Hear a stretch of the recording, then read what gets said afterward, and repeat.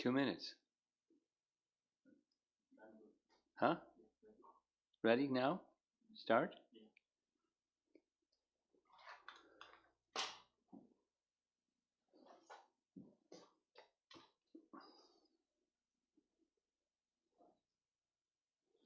You have cartels? Okay.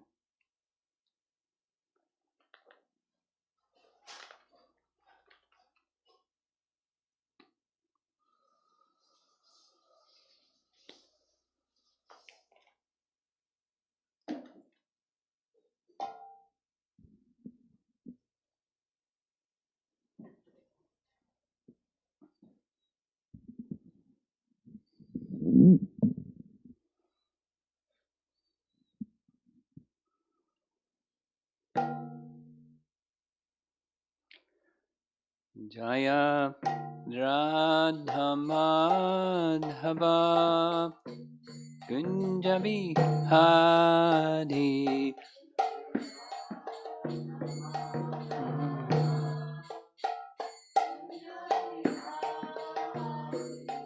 Jaya Radha Madhava Kunjabi Hari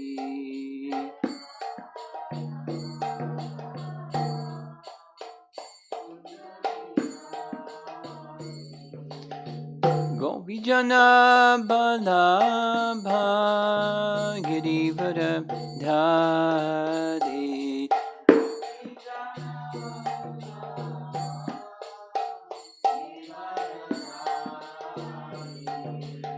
Gopijana Balabha Girivara Dhari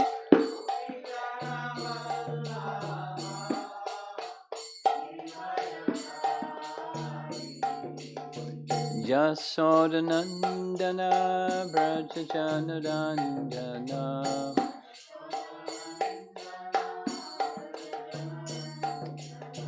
Jasodanandana Brajajanarandana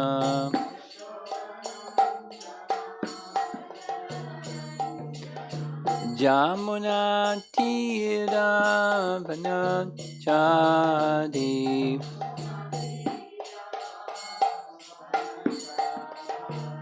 Jamuna Tira Vanachadi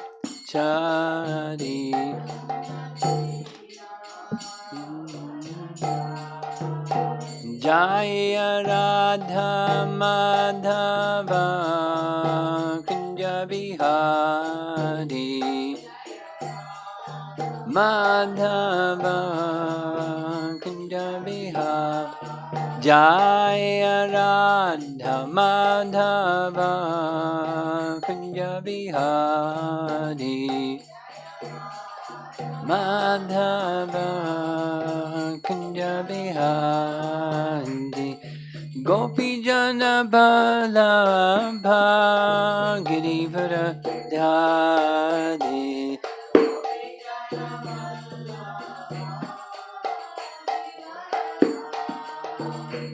Gopijana Balabha Girivara Dhari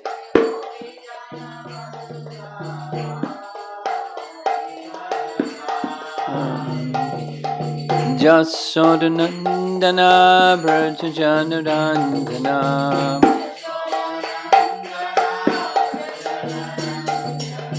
Jasodanandana Brajajanarandana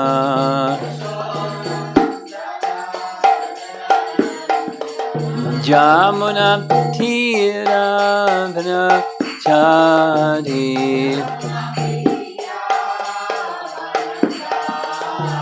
Jamuna Tira Vanachadi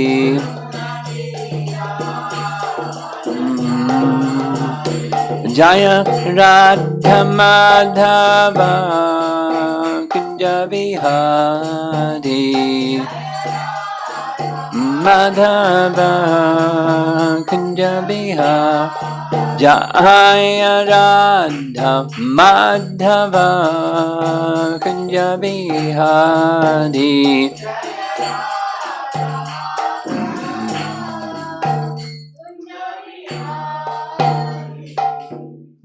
Jayom Vishnupad Paramahansa Pariviragacharya Astatarasatasi Srimad His Divine Grace A.C. Bhaktivedanta Swami Srila Prabhupada Ki Ananta Koti Vaishnavadinda Ki Grantaraj Srimad Bhagavatam Ki Gaur Premanandi.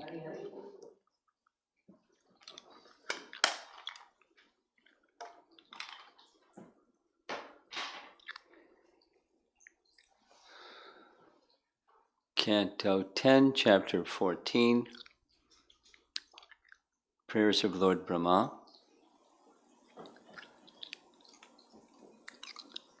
The original preceptor of our Sampradaya, the engineer of the entire universe, the original recipient of all the Vedas, is offering a whole chapter's worth of prayers to Krishna, following his becoming bewildered, Brahma Vimohan Leela. And so far we've covered two sections, and we'll do a little quick review of those two sections. This is the way that we described it before, 1 through 8, how to know the unknowable, who possesses unlimited potencies, and the answer is it's through bhakti, it's not through gyan, or through mystic power, comparing our mystic power to his mystic power, but by revelation through bhakti. Here's a verse, Brahma speaking to the personality of Godhead, Lord Vishnu, Canto 3. O my Lord, your devotees can see you through the ears by the process of bona fide hearing, and thus their hearts become cleansed and you take your seat there. You are so merciful to your devotees that you manifest yourself in the particular eternal form of transcendence in which they always think of you. So the hearing creates cleansing. Cleansing in the mature stage is the Vasudeva state. And when one has achieved this Vasudeva state of cleansing, Krishna makes his appearance, just like in the mind of Vasudeva, or in the mind of Dhruva, etc., etc. This is a standard sequence, and the process of hearing is particularly being recommended by Lord Brahma. So the first section was this: Lord Brahma has taken full shelter of the bhakti process, abandoning speculative attempts to know the unlimited. That's 1 through 8 in a nutshell. And then he offers apologies, 9 through 12.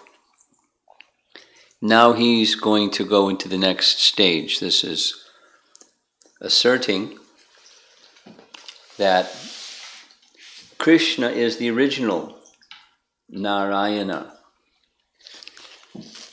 Now, different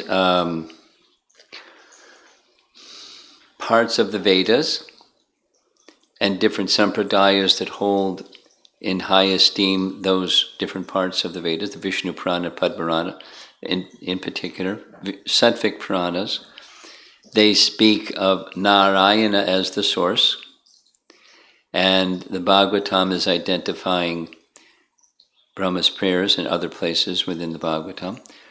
Krishna is the Adi Narayana, or the Adi Purusha, the original personality of Godhead.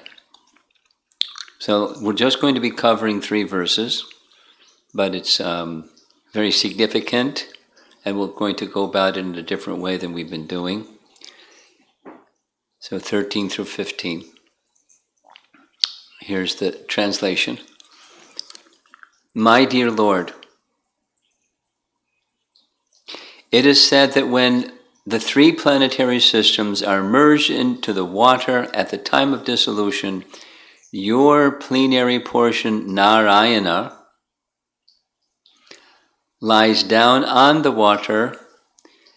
Gradually a lotus flower grows from his navel, and Brahma takes birth upon that lotus flower. Of course, he's Brahma. Certainly, these words are not false. Thus, am I not born from you?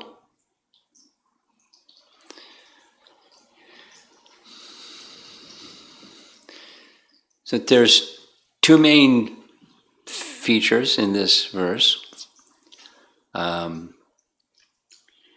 Who is Narayan? And Krishna is that original Narayan from whom Brahma takes his birth.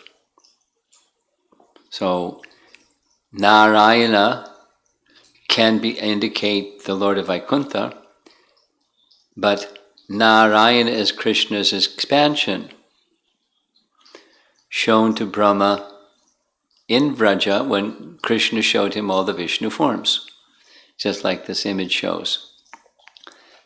Krishna already showed to Brahma, I am the source of Narayan. All these Narayan forms shown in the image, each of the calves and each of the cowherd boys manifesting Narayana forms while simultaneously manifesting the cowherd boy forms. They are all Krishna's expansions, and he's the original Narayan. So Narayan is Krishna's expansion. That's what one feature which he saw. Krishna revealed it to him, so he's now speaking it back to him. And that very same Narayana is another name as an expansion of Krishna. Another name for Narayana is the Narayana can be used to identify the form of Vishnu. There he is, form of Vishnu who lies on the Garbhodak ocean, who then generates from his navel the lotus upon which Brahma is born. So Narayana is the Lord of Vaikuntha. Narayana can also refer to Garbhodakshay Vishnu, from whom Brahma is born, and therefore, I am your son. You are my father. So here's the purport from Bhagavatam. Now remember, this is not Srila Prabhupada's commentary. It's Prabhupada completed up to chapter 13. So this is the disciples of Prabhupada. Although every living being is a child of God, Lord Brahma here makes a special claim because he takes birth on a lotus flower that emanates from the navel of Narayana, the personality of Godhead. Ultimately, all living beings are equally expansions of the transcendental body of the Supreme Lord, but Brahma has an intimate relationship with the Lord because of the activities of universal creation. So, he uses the prefix vi, in the word vinirgata, that's in the word-for-word translation, came out, vinirgata, to beg the Lord's special mercy. Lord Brahma is called Aja because he is not born from any mother, but rather emanates directly from the body of the Lord. As Srila Prabhupada states in Krishna, the Supreme Personality of Godhead, it is naturally concluded that the mother of Brahma is Narayana. On these grounds, Brahma is requesting a special forgiveness for his offenses. Now this text, or these three verses that we're focusing on this evening,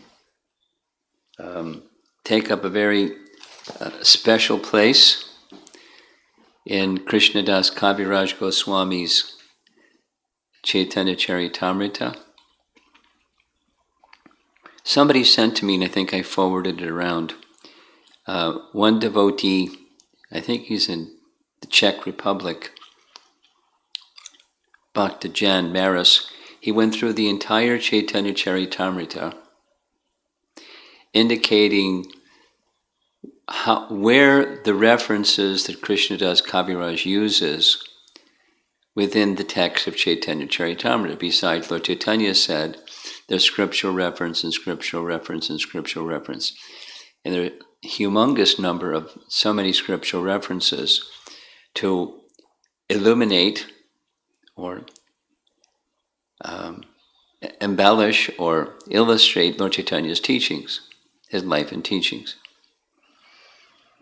And at the end of this, who knows how long it took him to make this compilation, Bhaktisiddhanta makes this remark. At the time of cosmic annihilation, if there's a devastation of the world, make sure you take with you Bhagavad Gita, Srimad Bhagavatam, and Chaitanya Charitamrita. And if for some reason you cannot carry all those, then you can leave aside Bhagavad Gita and take Srimad Bhagavatam and Chaitanya Charitamrita. And if it's just not possible to take both, then leave Srimad Bhagavatam and take Chaitanya Charitamrita, because it expresses the conclusive truths of all the Vedas within the text. So, this is a nice illustration. This is embedded within the 3 verses that we're discussing this evening. Krishnadas Kaviraj expands it out and explains it in great detail because it's packed up and maybe we wouldn't catch it. So I'm going to read it's Adi Lila chapter 2, starting with text 30. We'll go back to 28. Narayana and Sri Krishna are the same personality of Godhead, but although they are identical, their bodily features are different. This personality of Godhead, Sri Krishna, has 2 hands and holds a flute, whereas the other, Narayana, has 4 hands with conch wheel, mace, and lotus.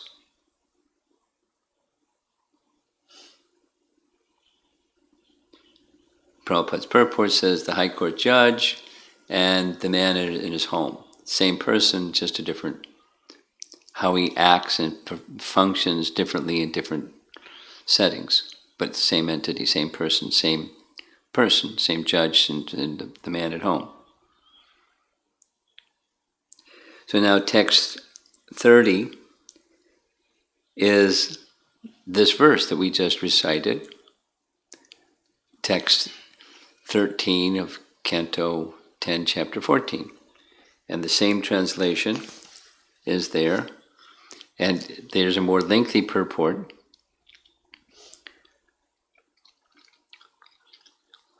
This statement, which is from Srimad Bhagavatam 10:14, was spoken by Lord Brahma in his prayers to Lord Krishna. Okay, actually, that's the next one. Sorry about that. That's the next one. Okay, we'll go to the next one.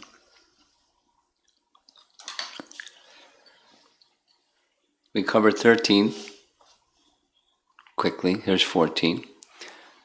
O Lord of Lords, you are the seer of all creation. You are indeed everyone's dearest life. Are you not, therefore, my father, Narayana? Narayana refers to one whose abode is in the water, born from Nara, Garbhadakshay Vishnu. And that Narayana is your plenary portion. All your plenary portions are transcendental. They are absolute and not creations of Maya. So, here I'm just going to read the verses from Chaitanya Charitamrita. After Brahma had offended Krishna by stealing his playmates and calves, Brahma begged the Lord's pardon for his offensive act and prayed for the Lord's mercy. Quote, I took birth from the lotus that grew from your navel. Thus you are both my father and my mother, and I am your son. Parents never take seriously the offenses of their children. I therefore beg your pardon and ask for your benediction. That was how the previous section ended. Like a pregnant mother, the child, when her womb is kicking, she doesn't take offense. Krishna said, "Oh Brahma, your father is Narayana, but I am but a cowherd boy. How can you be my son?" Brahma replied, "Are you not Narayana?" "You are certainly Narayana. Listen as I state my proofs," and it's starting right here. All living beings within the material and spiritual worlds are ultimately born of you, for you are the supersoul of them all. As the earth is the original cause and shelter of all pots made of earth, so you are the ultimate cause and shelter of all living beings. The word Nara refers to the aggregate of all living beings, and the word Ayana refers to the refuge of them all. You are therefore the original Narayana. This is one reason. Please listen as I state the second. So now, what we're doing here is we're going to Krishnadas Kaviraj's explanation, his unpacking of all of this,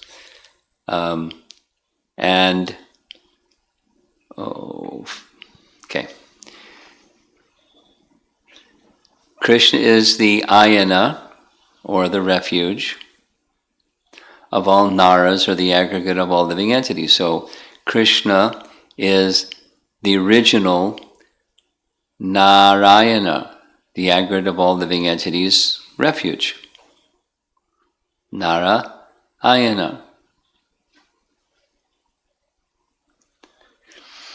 That's within this verse 14.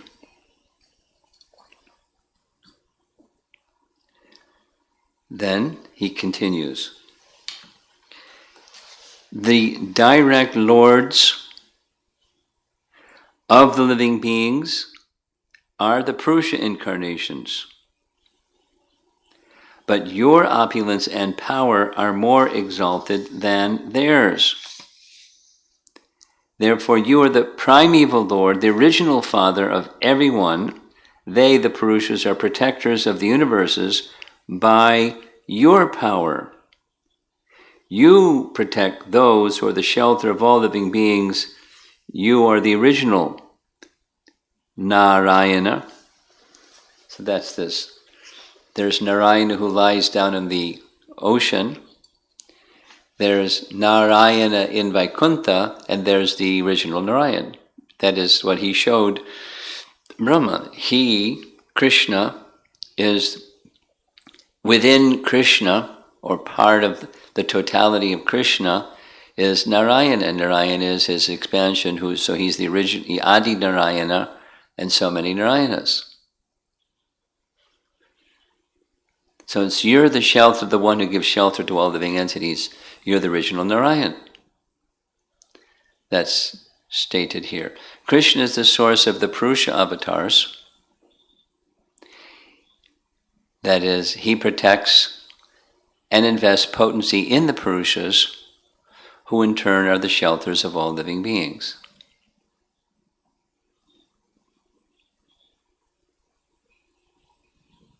Now we'll hear the third. We'll also go to the direct translation of this from the Bhagavatam.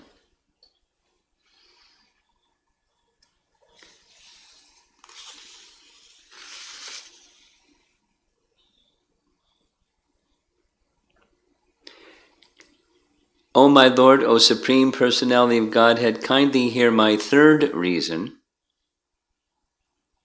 There are many countless universes and fathomless transcendental Vaikunthas both in this material world and in the transcendental world, you see, ayana, you see all the deeds of all living beings in past, present, and future.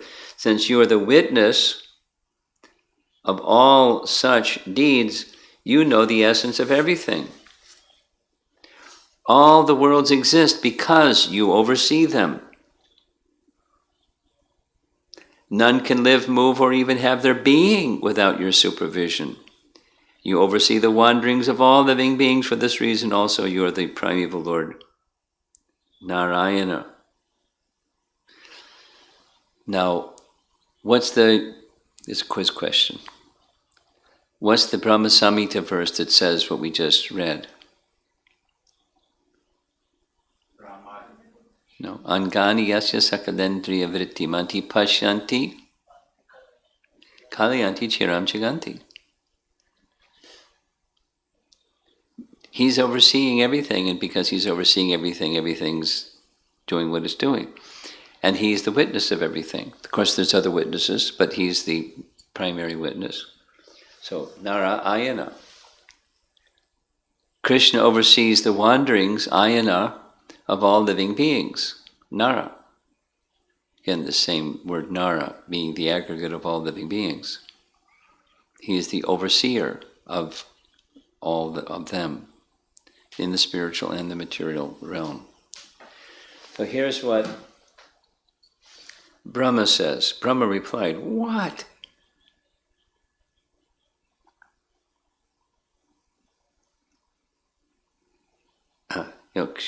Krishna says, Brahma, I can't understand what you're saying. Lord Narayan is he who sits in the hearts of all living beings." Now that's the Kshirodakshay Vishnu. And lies down on the waters of the Karana ocean. That's Karnadakshay Vishnu or Mahavishnu. So Narayana refers, the Purusha avatars, this goes back to, in the commentary of the Acharyas, it in detail goes over all this. Canto 1, Chapter 3, verses 1, verses 2, verses 3. This is the Purusha avatars. Because Chapter 3 of Canto 1 is a response to the question, please describe the forms of the Lord as they appear in the world, and starts with the Purusha avatars. And from the Purusha avatars, all other forms come. So it starts with the Purusha avatars. And the Purusha avatars, in one sense, is one avatar, one entity, Vishnu, with different functions, lying on the causal ocean, lying on the Garbhodak ocean and the Kshirodak ocean. They all have their special oceans, because there's different functions. But it's one entity, one Vishnu. So that's Narayana. The term Narayana is being used in all three cases. So Krishna is saying, Brahma, I can't understand what you're saying. Lord Narayana is he who sits in the hearts of all living beings and lies down in the waters of the Karna ocean. Brahma replied, what I've said is true. The same Lord, Narayana, who lives on the waters and in the hearts of all living beings, is but a plenary portion of you. The Karnadakshay Vishnu, Garbhodakshay Vishnu, and Kshirodakshay forms of Narayana all create in cooperation with the material energy. In this way, they are attached to Maya, although it's said they're not. These three Vishnus lying in the water are the supersoul of everything. The supersoul of all the universes is known as the first Purusha. Garbhodakshay Vishnu is the supersoul of the aggregate of living entities, and Kshirodakshay Vishnu is the supersoul of each individual living entity. Superficially, we see that these Purushas have a relationship with Maya, but above them, in the fourth dimension, is Lord Krishna, who has no contact with the material energy. And it goes on with more philosophy. So this section, these 3 verses, is an important expansion on one of our most important verses of the whole of the Srimad Bhagavatam, is Ete Changsa Kala Pungsa Krishnastu Bhagavan Swayam. We all know that verse. And according to Jiva Goswami, it's the primary verse upon which the entire Srimad Bhagavatam rests. And all other verses of the Bhagavatam are expansions from that verse. And in this little section that we're covering this evening, it is philosophically, Lord Brahma, the original preceptor of our Sampradaya, is explaining or speaking that message. So I'm going to now read the Bhaktivedanta purport.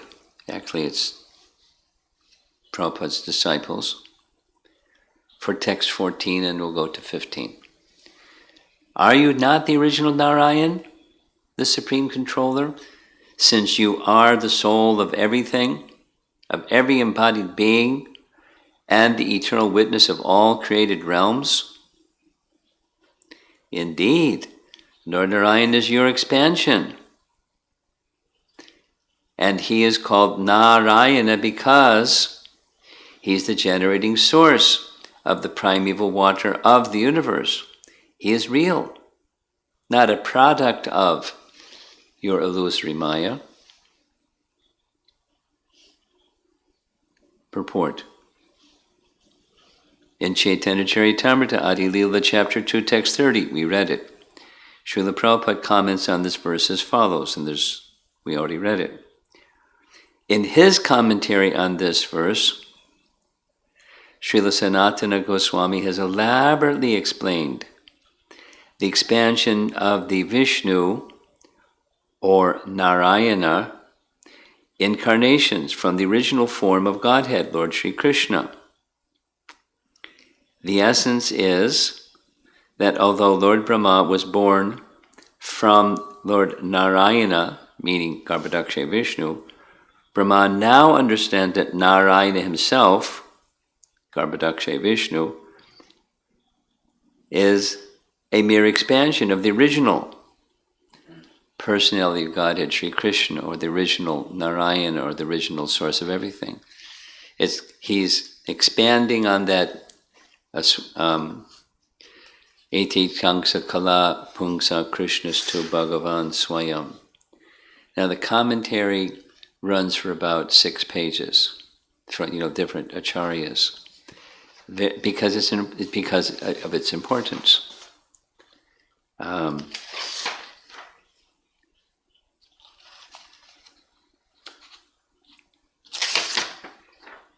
Jiva Goswami's commentary is 5 pages. But do you want to hear the Sanatana Goswami commentary? Yeah? Okay. Narayana, here's how it goes. Narayana is one of your forms. Quote, the action of lying on the water and producing entities is an upadhi. Now, we're familiar in the Hare Krishna movement with upadhi having to do with living entities. Like, thinking in terms of the body. I'm a man or a woman, or I'm American or Indian, or I'm, tall or short, or I'm fat or skinny, or I'm male or female, or whatever it is. The label, I am something, that's not who we are, but it's a covering of who we really are. That's an upadhi. So sarva upadhi vinir muktam. That's how we're used to hearing it. In his Sandarbhas, Jiva Goswami explains upadhis in a more fundamental way, which is how it's being used here. The classic is when there's a puddle or a pond or something covering the water, covering the land, the pond or the small body of water, that's an upadi, because it's really land and the water's just covering some portion of the land. So when you look at it, you say that's a lake or a pond, but that's an upadi.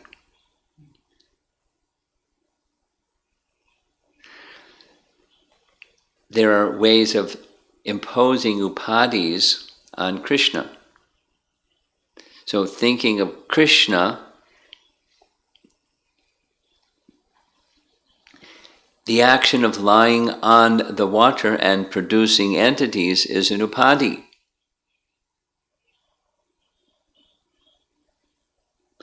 If that is false, then is not Narayana also false? That's a question. The water is true, like, there is a pond or lake. Not that the pond or the lake is false. The water is true. So the Garbhodak ocean is also not false. Not produced from your Maya. Thus, the form of Narayana is also true. That meaning is indicated by the word api. Since your pastimes are real, the shelter of the pastimes, your body, which assists in the pastimes, must be real. Since the water arose from an avatar of Bhagavan, the water must be real. Since it is not illusory, it is a real object. Narayana must also be a real object. Though Brahma experienced that Krishna was greater than Narayana, Brahma mentioned him as Narayana out of fear. With respect, he says, "You are not Narayana. O Lord of the universe, you are not Narayana." Because from him comes the water that generates the living beings. He is only your Angsa. And then Sanatana Goswami quotes from 11th Canto, Chapter 8. When the primeval Narayana accepted the form of the Purusha, he created the universe from the 5 elements produced from himself, and then entered within the universe by his own portion. Then he again refers to a later verse in this chapter, which we'll cover shortly. Next couple of days. Text 32 of this same chapter 14. Narayana, Purushottama, accepted the form of the Purusha. It will be said that Krishna is the Purna Purushottama. That's Brahma's statement later on. You are the witness of all the universes. With all their planets, Brahma said, what is your glory? When unlimited universes pass through the pores of your body, just like particles of dust pass through the openings of a screened window, when you create and destroy. I find it interesting. They apparently had screens during Brahma's time. During the time that Krishna appeared. He, Brahma, had at this time witnessed personally millions of universes within Vrindavan, and there was only one Narayana. There was one Narayana for each universe. You are the Atma of all the millions of universes, with all their viraja forms, or totality of jivas, in whom reside the individual jivas. It has been said, here it gives some references from Canto 10, Chapter 1. Thereafter, having heard of the distress of Mother Earth, Brahma, with Mother Earth, Shiva, and all the Devatas, approached the shore of the milk ocean. After reaching the shore of the ocean of milk, the Devatas, with great attention, worship Vishnu, the master of the whole universe, the supreme God of all gods, who provides for everyone and diminishes everyone's suffering by reciting the Purusha Sukta. And Purusha Sukta is from Rig Veda. It's honoring the Purusha avatars. So they knew who they were going to see, and they're offering suitable prayers. Since the form of Krishna appeared from worship of the Purusha called Narayana, Shirdaksha Vishnu, the Antaryami of the Virat form, Krishna is called Narayana, or the original Narayana, or the Purusha. So why do you say he's not Narayana?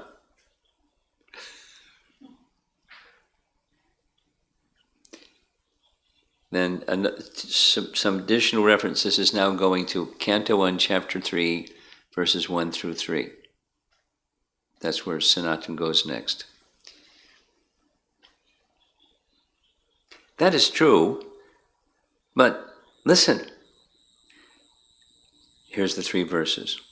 First of all, the Supreme Lord accepted the form of the eternal first Purusha, like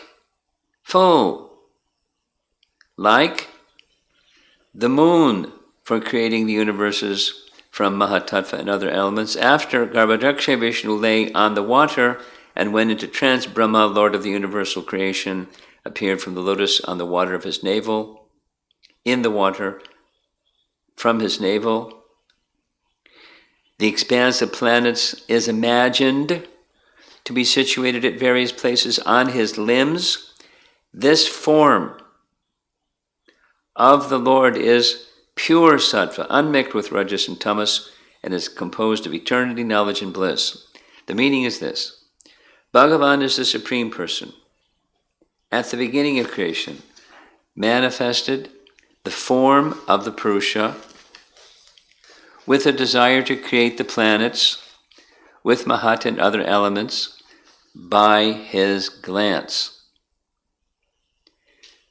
The Purusha is endowed with 16 parts. 8 are the mystic powers, he lists them. 6 are the powers of Bhagavan, the 2 remaining, Lila Shakti and Kripa Shakti,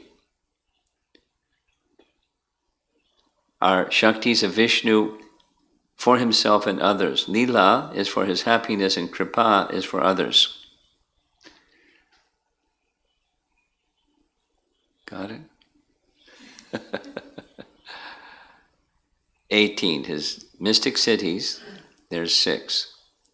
8. 8 plus 6 is Bhagavan features. 8 plus 6, 14. And 2 more. Lila Shakti and Kripa Shakti. This is the first Purusha from which Mahat Tattva arises. The second form appears within the universe. So it's long. It's just like he's unfolding. From Krishna comes all these things. I don't need to go through it all. You can, I'll share it with you. You have a copy, you can share it with them. It goes on for some more pages. The conclusion is Krishna is the source, and his direct expansions are also Narayan, he being the original Narayan. Narayan being used, in this case, interchangeable with the Vishnu forms, the Purusha avatars. He's the Adi Narayana from which the Purushas come. And all of their potencies come from him. He's investing potencies in them to do what they do. Here's interesting. One should not say that Krishna appeared from worship of Shirdaksha Vishnu, but it is stated in this way so that the Devatas could easily receive his mercy on the bank of the milk ocean. The intention is not to say that he is an expansion of Shirdaksha Vishnu. quotes the Sanskrit, the Lord appeared there to give mercy to the Devatas, Padma Purana. By the worship performed by the Devatas, Purushottama appeared. Purna Purushottama appeared, along with all its expansions. That is the correct perception. Sridhar Swami agrees. Commenting on Bhagavatam 10.2.9, he says, I appear, Krishna's, I appear with my angsa form, which glances at Maya. It's a little technical, but the basis and support for our acceptance that Krishna is the original personality of Godhead is right here in these verses. It rests on that one particular verse in chapter 3, canto 1, 28. And this is expanding it, and our acharyas are giving us the scriptural references that give the support why, there's different ways of doing this, but it's why we accept Krishna as the original personality of Godhead. Now, here's text 15, and this is where we're going to conclude. My dear Lord, if your transcendental body, which shelters the entire universe, is actually lying on the water, then why were you not seen by me when I searched for you? And why, though I could not envision you properly within my heart, did you then suddenly reveal yourself? So there's two parts here. This lotus coming from his navel, this is now explained in the commentary on this verse, is one of the limbs, avayava. So Brahma, being very intelligent, when he was born, he's on a lotus flower. He heard some splashing, and he put 2 and 2 together and came up with 4. And said, if I climb down the stem, then I'll find out where I came from. Very logical. And he climbed down the stem and climbed down the stem and climbed down the stem, and as far as he went, he couldn't reach the end of the stem. Because that was he understood. It's not by empiric research I'm going to understand my source. And how long was that stem? Well, it's a limb of Vishnu. And that's sensible, just like he has 4 arms, those are limbs, and 2 legs, those are limbs. He has a lotus coming from his navel, that's another limb. It's spiritual. Because I used to ponder on this as like a young brahmachari. Up on the top there, that's Brahma, and he's going to create a universe. So where does the spiritual end and the material begin?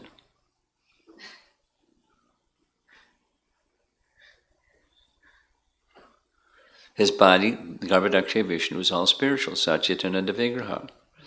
So what's with the stem? Is that spiritual or material?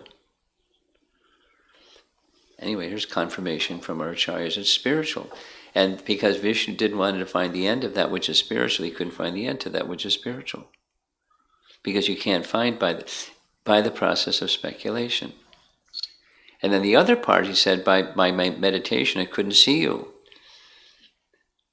So by our own effort, we can't either.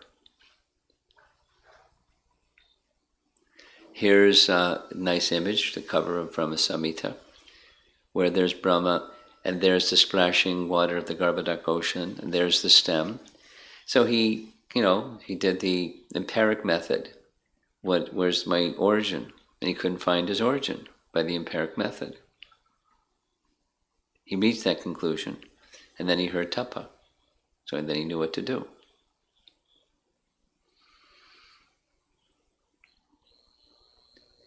So that's the end. Now I'm going to read the translation and purport for 15, and we'll see if there's some discussion. We already read the translation for 15. Here's the BBT purport. Lord Brahma here refers to his experience at the dawn of cosmic creation as described in the second canto of the Bhagavatam, Lord Brahma took birth on the seat of a giant lotus whose stem emanated from the navel of Narayana, Garbhodakshay Vishnu. Brahma was bewildered as to his whereabouts, function, and identity, and therefore he tried to trace out the source of the lotus stem. Searching for clear information, unable to find the personality of God, had returned to his seat and engaged in severe austerities, having been ordered to do so by the transcendental voice of the Lord, who could be heard but not seen. After long meditation, Brahma saw the Lord, but then again lost sight of him. Thus, Brahma concludes that the transcendental body of the personality of Godhead is not material, but rather an eternal, spiritual form endowed with inconceivable mystic potencies. In other words, Lord Brahma should not have challenged the personality of Godhead, the Lord of all mystic powers. So there's, in these verses, there's this appeal for forgiveness, like the mother and father will forgive the child. So he's appealing like a child to mother and father, specifically calling him father. And, you know, I'm a little boy, and you're the firstborn living being in the universe. How do you say I'm your father? Bro, consider what you're saying. So he's using his empiric conclusions. They're right conclusions. And why what he's saying is true. So let's go back to this slide that has the 3 reasons. In these verses, but with the assistance of Krishna Das Kaviraj, he's unpacking it. Krishna is the ayana, or he's the refuge, of all Naras. So he is Narayana. He's the original Narayana. Now, down below number 3, ayana has a slightly different meaning. Refuge and up in number 1, and overseeing the wandering is another dictionary definition of ayana. So he oversees the wanderings, ayana, of all living beings in the spiritual and the material realm. And the middle one, Krishna is the source of the Purusha avatars. He protects and invests potency in the Purushas, who in turn are the shelters of all living beings. So he's the shelter of those who give shelter. He protects and invests potencies in those who give shelter. So he's the original Narayana. And Narayana is his father, so you're my father. Now these are philosophical points, but it's not just philosophy. It's who is it that when we hear Krishna's pastimes in Vrindavan, who is it that we're hearing the pastimes of? He's the original source of everything. Although he's playing in pastimes, his Leela Shakti is engaging him and others, his devotees, in most amazing pastimes. Now this is a deep science. It's a spiritual science. And supposing we don't know the spiritual science, it's still a spiritual science, and it's still wonderful, and it has great effect. Just hearing and participating in the hearing and chanting process without knowing all the science. At the same time, the more we have an appreciation, at least in our stage, we're not at the spontaneous stage yet, at our stage, nourishing the faith in that place of shelter that we're striving to give our full submission to understand who that person is, it helps. It strengthens our shelter taking. because he's the worthy one. It's not just a notion. He's the source of everything, including the Vishnu forms, from whom Brahma comes, and from Brahma comes all. He's the grandfather of all living entities in the universe. It's a very different worldview, a very fundamentally contradictory worldview than the worldview that people that go through modern education system learn, and that people of the world commonly accept and live by. Is a very different worldview. So cultivating this worldview has its challenges, and the river is moving very swiftly the opposite direction, and we're going upstream. It's not. It has its challenges because we are also, we've been breathing and eating and drinking this worldview since we were born in a world that has a different worldview. So it's being a theistic person, a religious person. That's nice, but where is it meant to take us? Besides, go to heaven. Go to the place where good people go. What's the goal? And if you say the goal is love of God, well, tell me more about Him. Why should I love Him? And how do we know He's God?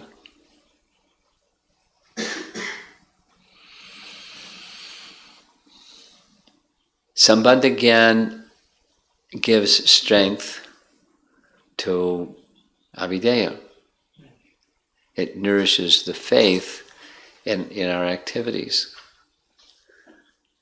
So supposing somebody can't follow all this, it's too complicated, or their brain is puzzled by the whole thing, they're not barred from going back to Godhead, but it helps. It's there right in the 10th canto. All these understandings given by our original preceptor of our sampradaya. So it's becomes us to try to understand what his realization is, what message it is that he's imparting. It's why it's in the 10th canto. It's why it's expanded in Chaitanya Charitamrita. And we spent the whole time just on 3 verses. So let's see if there's some discussion. Krishna Krishna.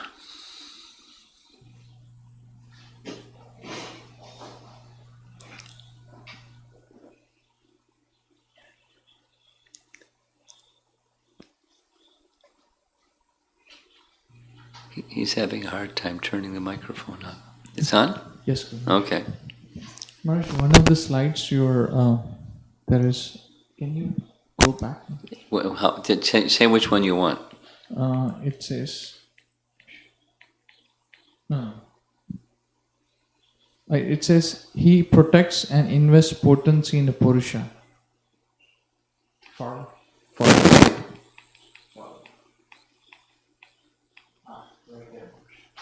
Krishna, he protects and invests potency in Purusha avatars. He protects, I couldn't catch Maharaj. He's the shelter. He's the shelter. It's not like they're in trouble, so he's got to go protect them. Not like that. He's the sustaining potency. He is the source of everything, including that one. Let's put it this way. What happens at the time of cosmic annihilation to Garbhodakshay Vishnu and Kshirodakshay Vishnu? What happened to them? Because they're expanded, but Karnadakshay Vishnu remains in the causal ocean. So what's the basis and support of everything? Krishna. He's the basis and support of everything.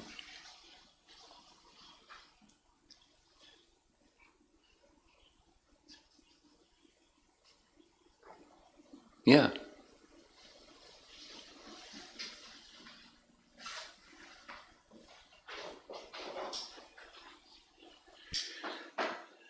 No, what happened?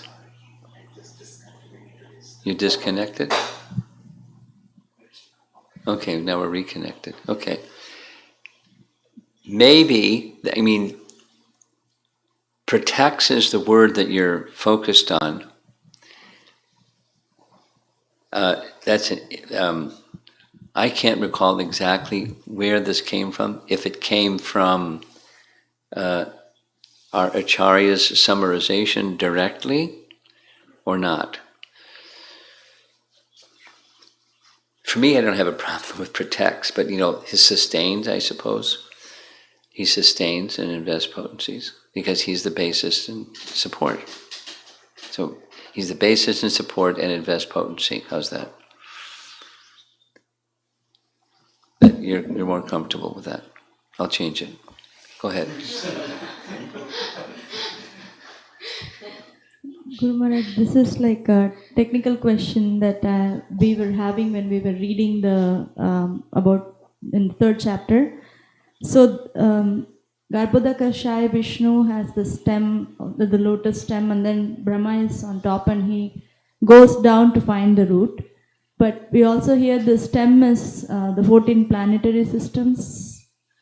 But they're not there yet. So not manifested. Yes. So all these hellish planets, everything is Garbhodakshaya Vishnu is on him. Everything is resting. Yes. Now here's a detail. We tend to think of a stem as like what a stem. It's a tube, and it has dimensions that look like this because it's a stem. However, within that stem, all the planetary systems, which means the universal form. And the universal form has dimension. So it's not just this tube.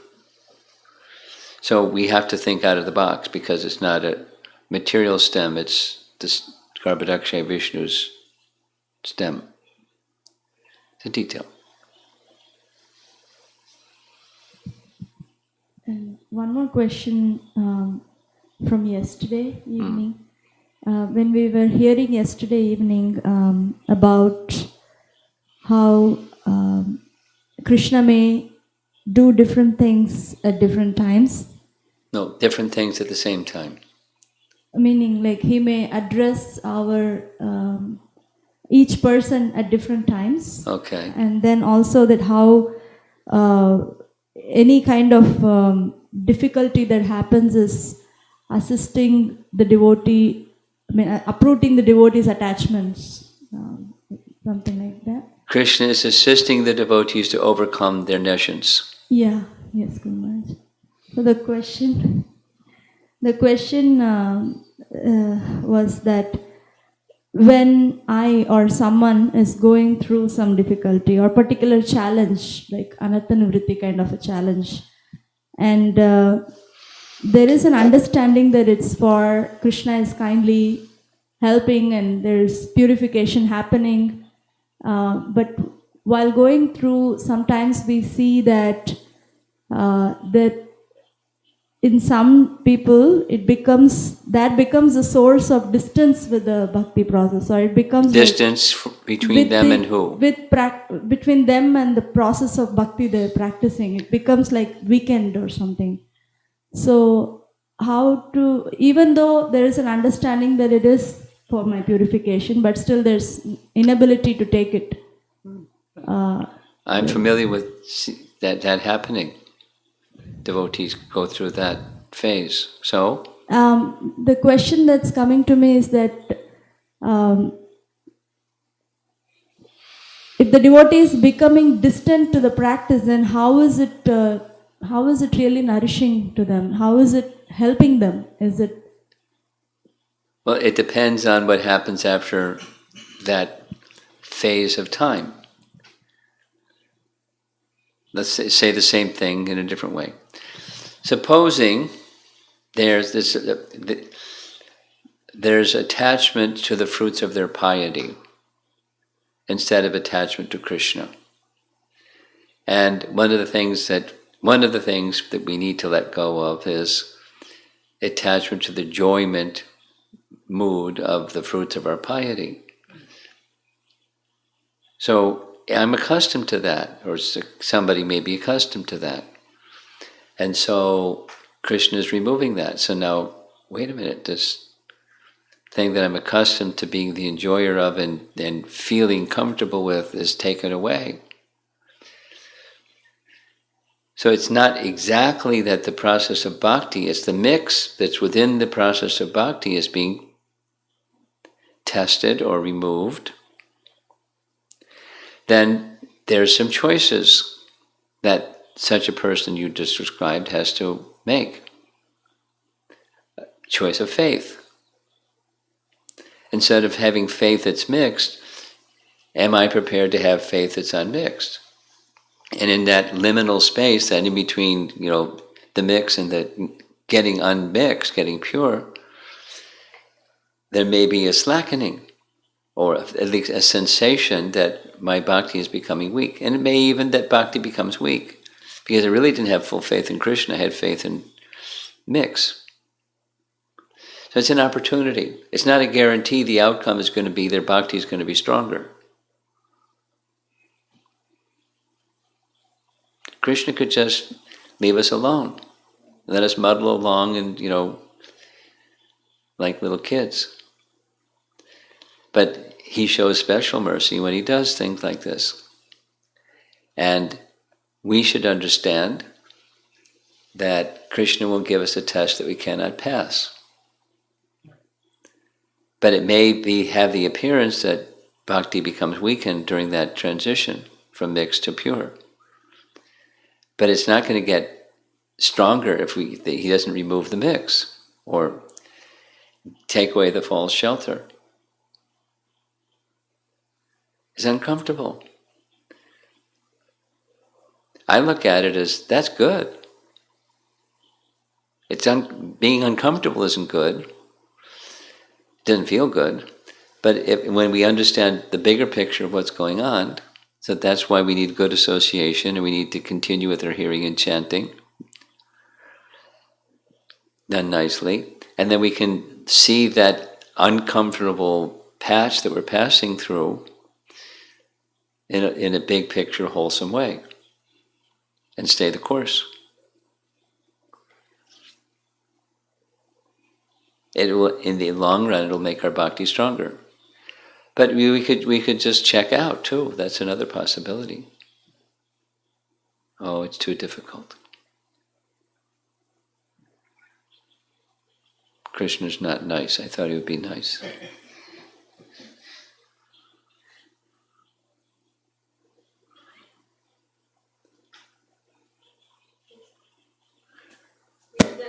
Sometimes the question is like, why is Krishna not giving me a break? It's like one after the other. Well, my simple way of speaking about that, you can go into detail, but you've heard this before. When you surrender to Krishna, please understand it's on his terms, not yours. He knows doctor knows best. The doctor says, take this medicine and follow this diet. So, come on, doctor, be nice.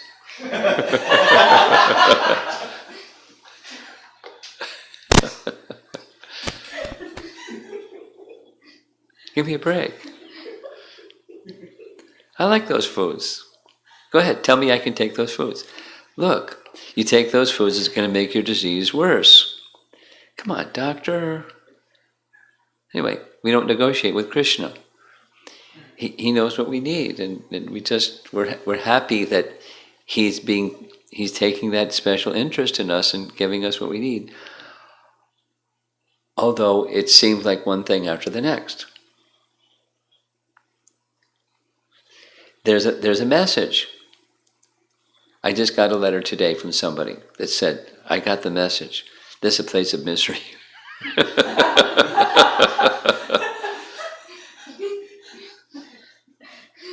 I want to wrap up my material business. You know, he's in the retirement stage of his life.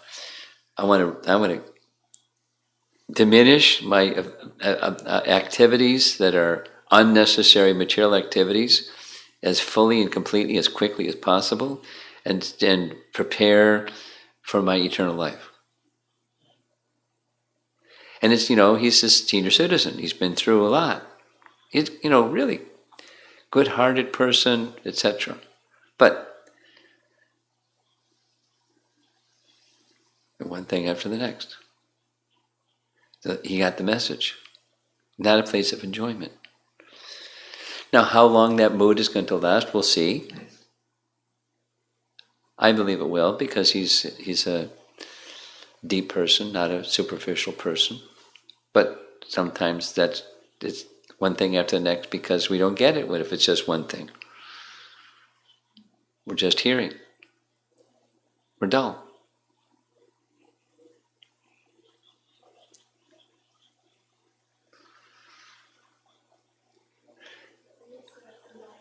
Okay?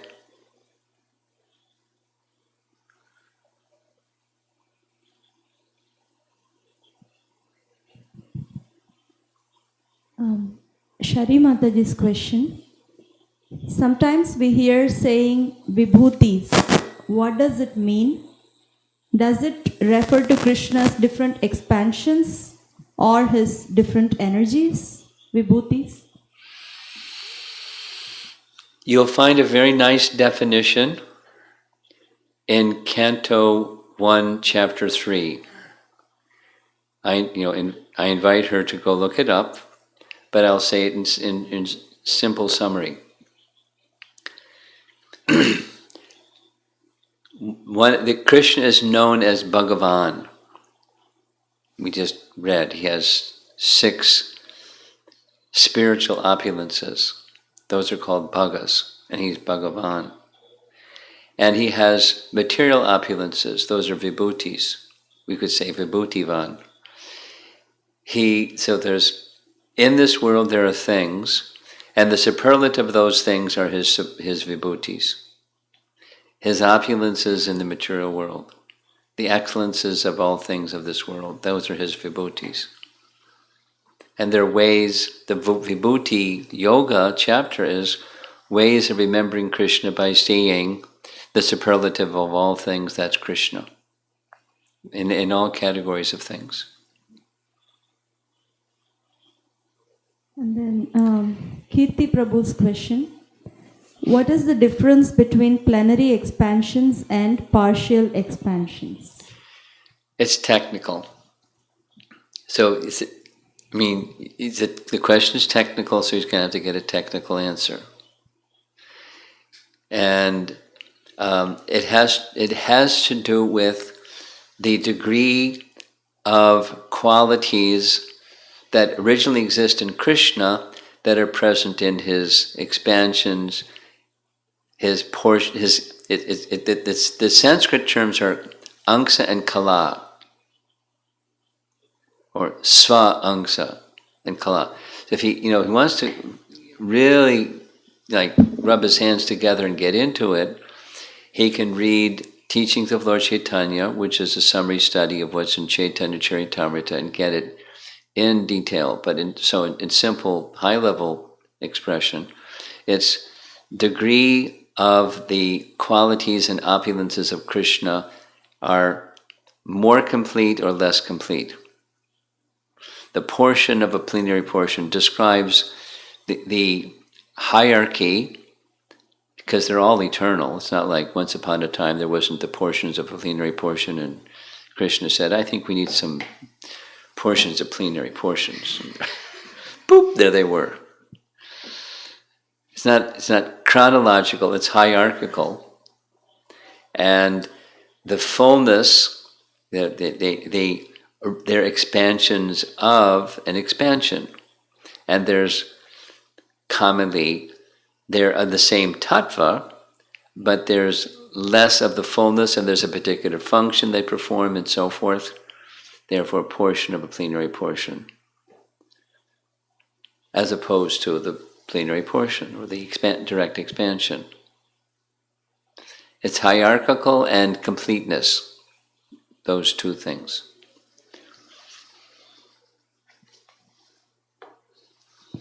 And this is Radha's question, Atulya Mataji's daughter. If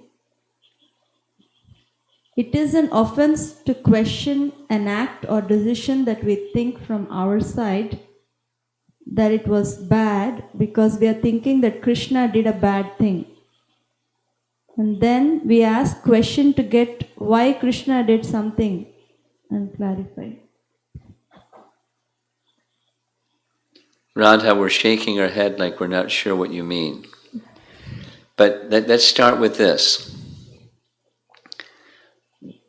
Krishna is all good absolute. So when Krishna steals butter, it's fantastic. Because it's his butter. And he's stealing is not stealing. He's enjoying a pastime with the gopis by stealing butter. It's not bad. Or Krishna runs from the battlefield because Kshatriyas, soldiers, warriors, fighters, heroes, don't run from the battlefield, but Krishna ran from the battlefield. And he's celebrated. There's a name for Krishna because he ran from the battlefield. Ranchor. But it's not cowardice, it's a pastime. He wanted to take Kalyavana before King Muchukunda, give King Muchukunda some service to cinder him and wake him up, and then so he could then see Krishna. So it was a pastime. And then he ran from Jarasandha. That was another purpose. So,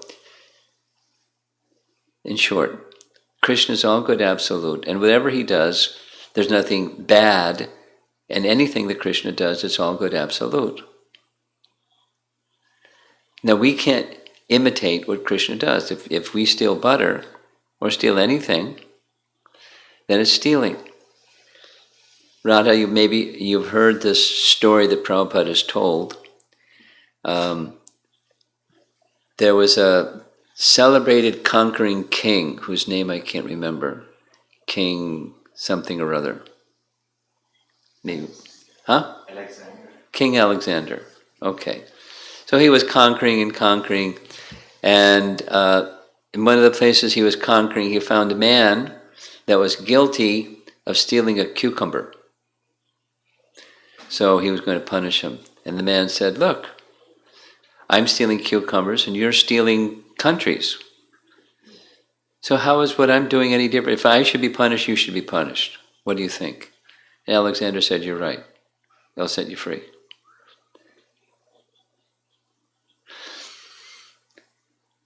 We can't imitate Krishna. We can't steal.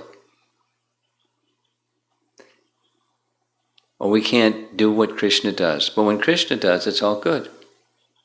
Not like Alexander's conquering countries was good. But what Krishna does is good. It's for the benefit of everyone. It's all good. We can't compare ourselves to Krishna or match ourselves against what Krishna does. So I think that should answer her question. Now, Amara Mataji's question. Tapa was recommended for Lord Brahma. But we also understand that tapa or austerity does not please Krishna as much as bhakti. How to understand this recommendation to Lord Brahma? Well, it was a bhakti tapa. His tapa was mantra chanting. So when you do mantra chanting, your mind may say, oh no, and that's tapa for you. You chant anyway. Okay? That's it?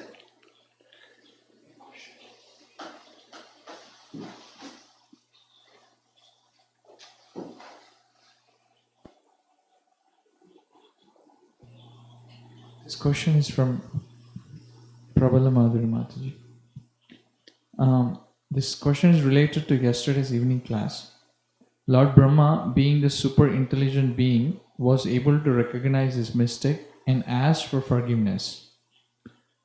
I, being so tiny, sometimes may not be in a position to even understand that and put myself in the forefront and keep doing things. My question is, how can I come out of that ignorant situation or condition?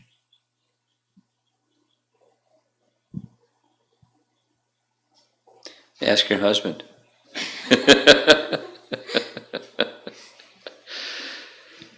He'll tell you what you're doing wrong.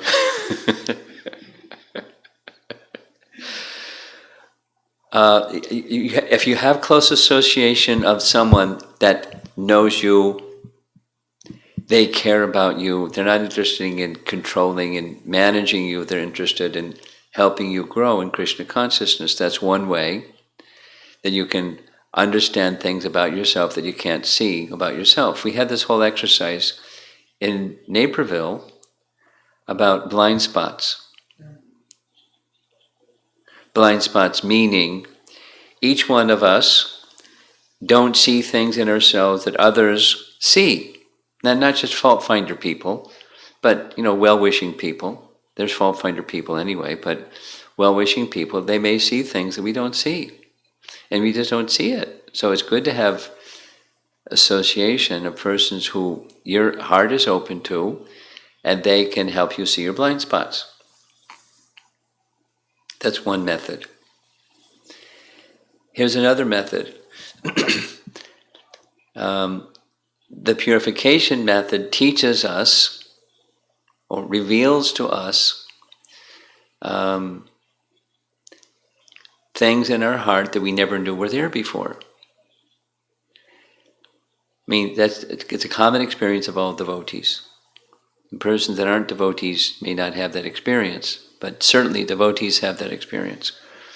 Before we began the bhakti process, we weren't just not aware of XYZ things in the heart that were, unclean or undesirable, even embarrassing. And then we became devotees, and then we came to understand, whoa, look at that, and look at that, and oh gosh, I better put my bead bag down, because I'm seeing too many impure things. So the bhakti process helps us identify what those impure things are that we are otherwise not aware of. And then third is reading scripture. Scripture is also purifying and points things out that are operating within our existence, our being, our subtle being at least, and also the gross sensual side, that are just not so good. They're unwholesome. So those are three methodologies to help us at least recognize what we're not presently recognizing. And then there's the thing that, then we recognize and then we do it again and do it again and do it again and do it again. And that's another phenomena that we all know. So some similar remedies, the same similar remedies are good.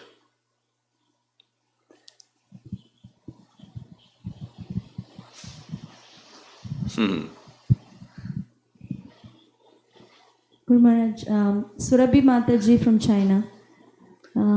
Since the material world is manifested and unmanifested again and again, so does this mean Mahavishnu exists eternally? Yes, lying on the causal ocean, eternally. And his breathing in brings the universes in, and his exhaling sends the universes out. He's eternally existing. The creation process has a beginning and end, but he doesn't. Okay, we're done. More?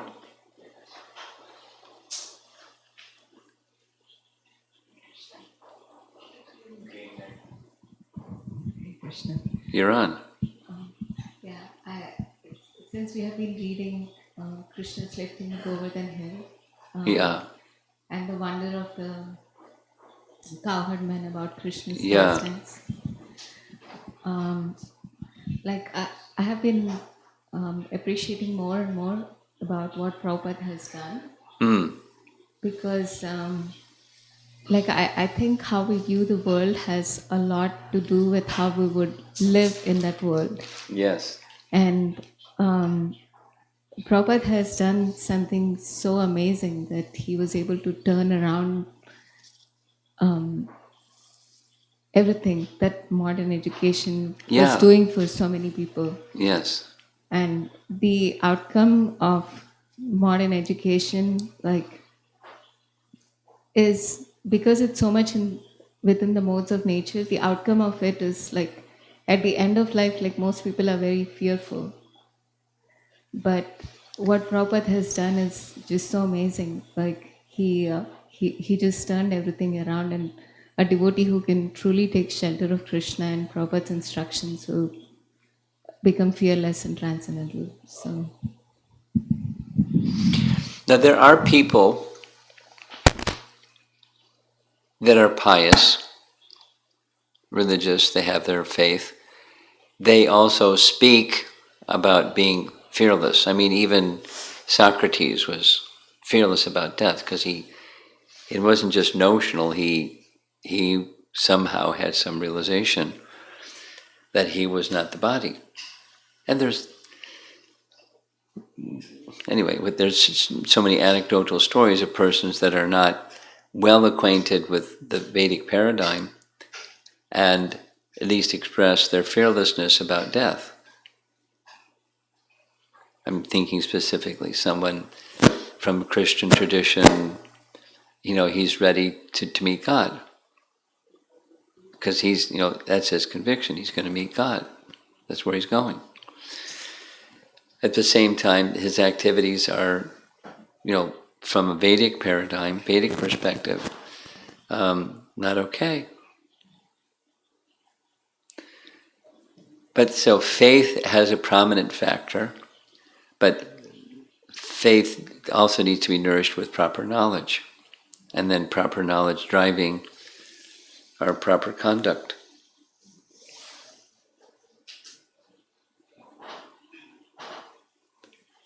Or here's another example. People having conviction, the jihadi people, they're convinced. Otherwise, how could they do what they do? I'm going to go to heaven. I'm going to blow up my body and blow up a lot of other people, and fly that airplane into the World Trade Towers, and I'm going to heaven.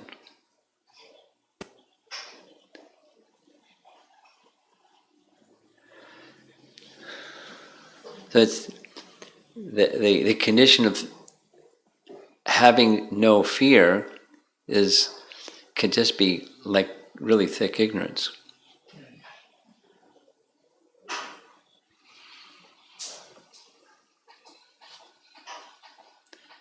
Something else?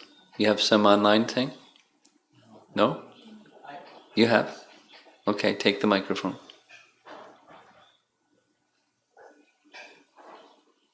It's 8:00, 3 minutes to 8. Very much. Lord Brahma, after fully realizing the process of mantra that he received, and he performs his activity on creation. So when he comes out of that fully realized to perform his activity, does I'm trying to understand, does he carry Krishna in the heart and performs his activities, or? Well, you had an option, or what? I've been trying to understand this, but I never was able to. Well, he's a pure devotee. So how does a pure devotee see their relationship with Krishna? It depends on that particular devotee, how they see their relationship with Krishna.